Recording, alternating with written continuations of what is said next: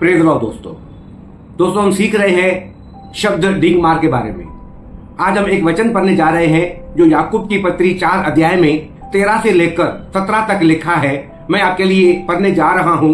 देखिए यहाँ हमें याकूब क्या सिखाना चाहता है, क्या समझाना चाहता है। यहाँ लिखा है, तुम जो यह कहते हो आज या कल हम किसी और नगर में जाकर वहां 1 वर्ष बिताएंगे और व्यापार करके लाभ कमाएंगे और यह नहीं जानते कि कल क्या होगा। सुन तो लो, तुम्हारा जीवन है ही क्या। तुम तो बाफ के समान हो जो थोड़ी देर दिखाई देता है, बाद में लोप हो जाती है। इसके विपरीत तुम्हें यह कहना चाहिए, यदि प्रभु चाहे तो हम जीवित रहेंगे और यह या वह काम भी करेंगे। पर अब तुम अपने डींग मारने पर घमंड करते हो। ऐसा सब घमंड बुरा होता है। इसीलिए जो कोई भलाई करना जानता है और नहीं करता उसके लिए यह पाप है। इस वचन के द्वारा याकूब हमें क्या सिखाना चाहता है?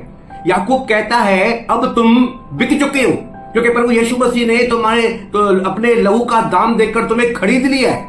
ना तुम अब खुद के हो ना दुनिया के हो, तुम केवल यीशु मसीह के हो। अब यीशु मसीह तुम्हारा जीवन है, तुम्हारा भविष्य है। वो तुम्हें कमाने की बुद्धि देता है, वो तुम्हें जीवन बिताने की बुद्धि देता है, वो तुम्हें अनंत जीवन देता है। वही है जो तुम्हारे जीवन में हर काम करता है। अब तुम नहीं करते हो, जो तुम्हारे जीवन में कर रहा है वो प्रभु ही है जो कर रहा है। जो तुम्हारे पास है वो तुम्हारे द्वारा, तुम्हारे बदौलत नहीं है। वो तुम्हारे पास इसीलिए है क्योंकि परमेश्वर ने तुमको दिया है। इसीलिए पौलुस भाई साहब कहता है, अब मैं जो हूं वो परमेश्वर के अनुग्रह ही से हूं। इससे ज्यादा अगर हम कुछ बोलते हैं तो डींग मारते हैं।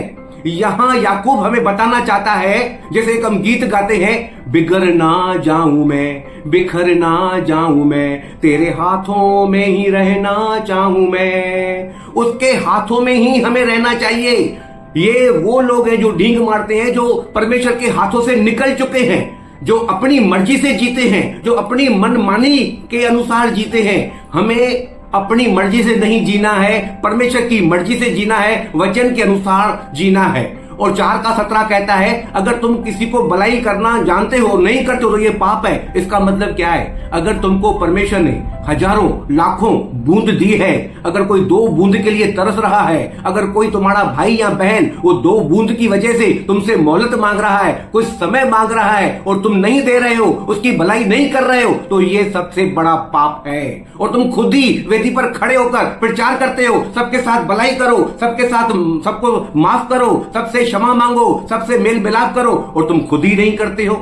अगर ऐसे कोई है तो भाई और बहनों, ऐसे लोगों से सावधान रहना जरूरी है। God bless you.